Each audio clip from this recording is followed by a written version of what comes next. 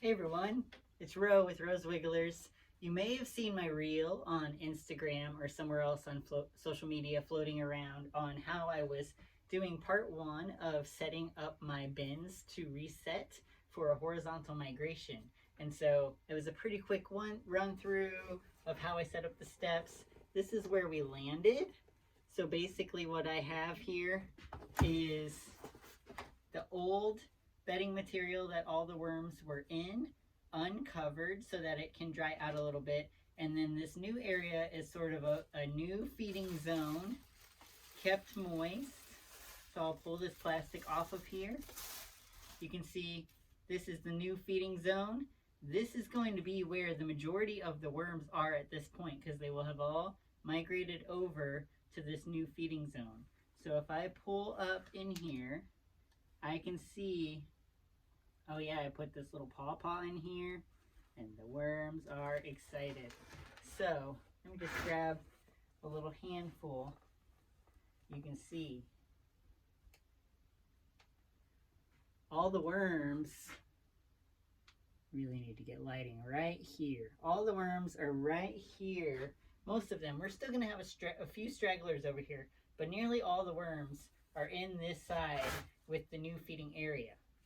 So in this tray, this is my new tray that they are moving to. I have new prepared bedding that I've used, the pre-compost method that Jane from Rockin' Worms talks about, and a lot of other worm farmers. But this is pre-composted, so it's already biologically active, partially broken down, ready for the worms to get in there and really get at it. And then I put a food strip right down the center with some of their favorites, plus a little sprinkling of coffee grounds and eggshell right on top of that. So I'm just going to cover that up now, which will prevent fruit flies and encourage everything to break down the way we want it to. I'm going to add a little bit more water in this bin because this bedding had dried out a little bit more than I wanted to. And for a breeder bin, which is what these are, you really want it to be a little on the wetter side. So I'm going to add water. This hose is it is tap water, but I use a filter that filters out the chlorine. So it saves me some time on having to evaporate out the chlorine from my bedding. I'm going to just kind of get this in here a little bit. Try not to mix up that food zone too much. But I do want some more moisture in here than what I originally had, just to really get them to do their thing. What I'm trying to get them to do, right? Okay. So there's the water. And so now, basically, all I have to do is, I'm going to scoop up this entire feeding zone, including the food that hasn't been finished yet, and all the worms, and the new bedding. I'm going to just throw it right in to the new bin. Just going to put it along one side. So they'll finish up this food, kind of, and then they will move on over to that new strip of food, which will be next. And I'm not going to give them any more food scraps for 21 days. I'll give them a little sprinkling of worm chow, which is going to be our last thing here. Every few days or so, 4 or 5 days. But no more food scraps. Okay? So all the new worms have that easily been added into this bin. And then let me do my little sprinkling here of worm chow, which I have in this bucket. This is blended up cornmeal, some more eggshells, a little bit of bird seed, a tiny bit of chicken feed, and oats. Just a little sprinkling. Someone taught me if you sprinkle it on like you're putting pepper on your dinner, that is about the right amount. You don't want to overdo the worm chow because then you can run into risk of things like protein poisoning.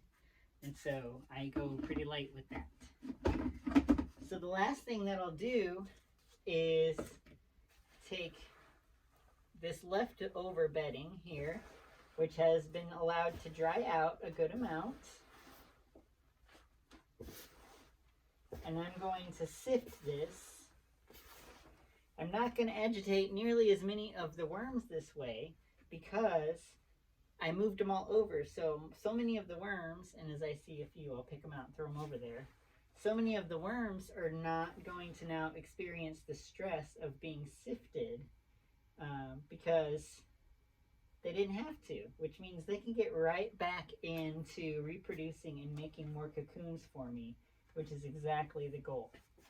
So what's left here is worm castings, a little bit of bedding that is not broken all the way down just yet, which will go back into this new bin, and then a bunch of cocoons. So actually I won't put it into the new bin because I do want to catch any cocoons. And so the only thing that I'll do for this last little bit is sift and separate the cocoons, the finished castings, and the unfinished stuff, which will then go into my nursery bin. And that's it. Other than that, all I'm going to do for this breeder bin is put this cover right back on. Piece of plastic to keep the moisture in and the light out. I'll put a new date on there and how many worms are in there, and then we know what's happening in that bin. Until next time, remember, healthy soil, healthy plants, happy worms.